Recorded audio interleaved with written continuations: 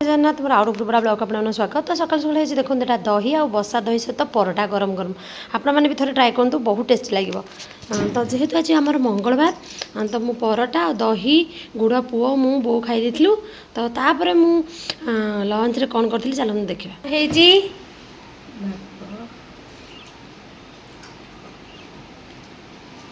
भजा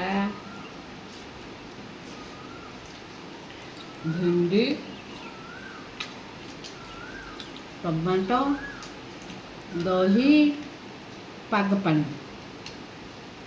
पियाज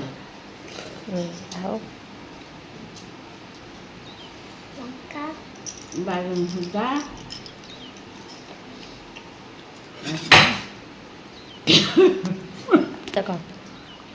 कदली भजा आलू भर्ता आंब गोटे नुआ जिनस कदली चोपार भजा जेहेतु अरुआ पखाला खाई अरुआ पखाला ये सब भजा होता। तो तापर डिनर में करी मटर तरकारी बिना पियाज रसुन सहित रुटी। तो एमती हम दिन नड़ीगला। जय जगन्नाथ।